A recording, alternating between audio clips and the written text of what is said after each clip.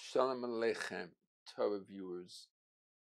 This is Rav Hershel Reichman with the second installment of Torah's Chaim, basic Torah principles for living a fulfilled Jewish Torah life. And today I want to talk about the principle of tefillah, of prayer. And how does one pray? Now, almost always, a good deal of prayer has to do with requests. We're asking Hashem, God, to help us with various things. Maybe it's a career, maybe it's finding a mate for marriage, maybe it's a health issue. And we need His divine intervention in our own situation. Now, the question is, on what basis do we ask Hashem to help us change, fix, improve our situation? And there are a number of different, I would say, platforms or bases for this. And maybe we'll talk about one or two today, and next time another few of them. So let's start. The first basis, if a person has a problem, let's say a loved member of a family is not well, and we need Hashem, God, to help get that person find the healing. So we could use as our first platform the idea of merits, the idea of good deeds, and say that good deeds bring reward, as the Torah says, and we are requesting that the reward for the good deed should be in this specific way. That person should get well, or that I should get myself a job, which I like, or that I find myself a lifetime partner in marriage, which I like. And why should Hashem help me? Because I do good deeds, and I want the reward of those good deeds to help me in this particular situation. Now, my dear friends, this is a basic, legitimate Torah approach for the request to be listened to and perhaps granted by Hashem. Now, we all know that Hashem's thinking is infinite, and we cannot possibly truly understand His decision making. But basically, we believe that He will listen to our prayers and will take it into account. So, yes, those good deeds could be that if I wouldn't have mentioned them in prayer, they would be used by Hashem for something else. They might get me some other good thing happening to me in life, or maybe it would be saved in my bank account, all above for the next world. But I'm asking specifically for this particular request, and Hashem Yisbarach will take that into the account, and maybe He will grant it based on that basis. So that would be one way to do it. Now, another way to ask Hashem would be to ask the request based on the merits of forefathers or other people.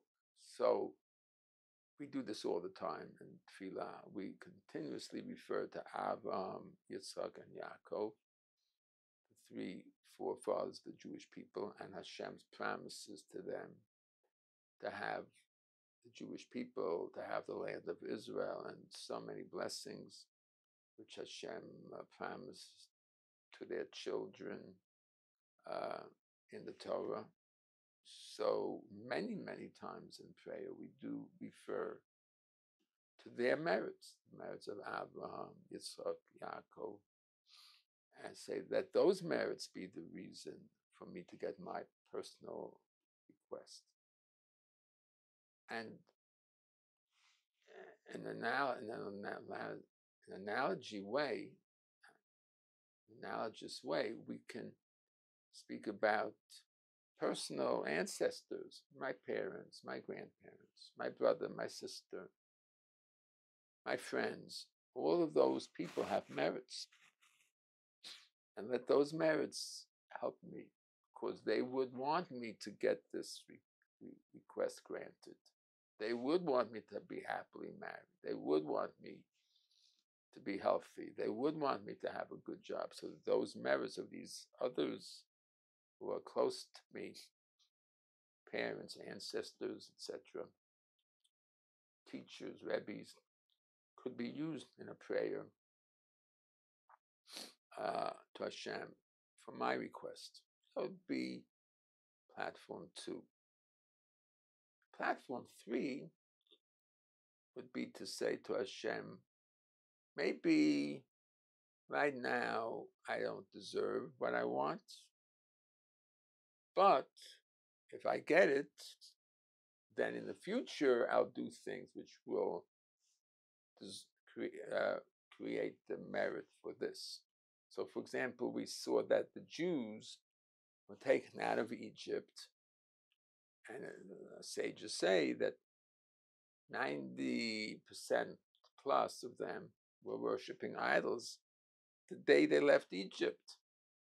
Nevertheless, Hashem took them out and brought them 40 days later to Har Sinai, and they got the Torah.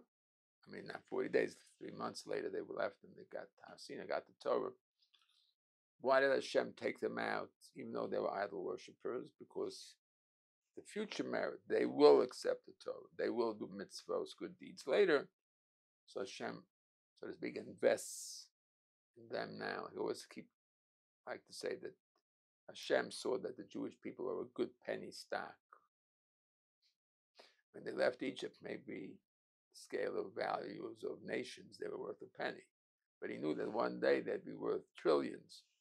So he said, let's take them out and we'll see what will be in the future. So I can do that myself also. And you can do that. You can say, Hashem, you give me this, and then I'll do something down the road which will warrant it. And that's really the prayer of Yaakov Avinu. When Yaakov Avinu flees from Esav and goes to Haran, he tells Hashem, if you protect me and get me back, I will come back and do a lot of very good deeds.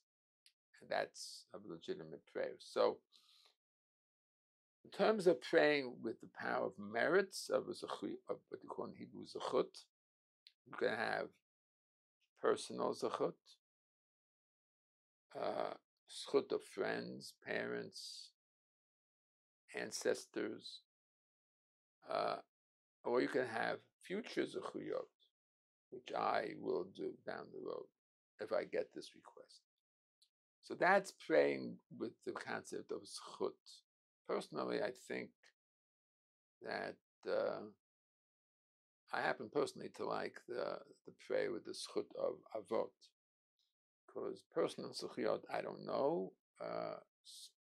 Really, it's hard to figure that out. Future Zechuyot, I also really don't know. But Zechuyot Avot, I do know. Personally, I do know Avraham, Yitzchak, and Yaakov. I do know ancestors, parents, grandparents. I do know that they were very righteous people and they have Zechuyot, and I would like to get the request because I know that they would want me to get this, and they're absolutely agreeable that their Zechuyot, their merits, should be a basis for my getting a blessing. So, personally, among the 3 platforms using merits, my own, the past, or my own in the future, and the merits of ancestors, I personally like the merit of ancestors, but as I said, it's definitely legitimate, every one of those 3 ways of praying. Okay, so this will be, I think, enough for this session. we'll call it praying the power of merits, power of Zechuyot. Hope that all of you will use these methods and for more effective prayers and more fulfilling tefillot. Thank you.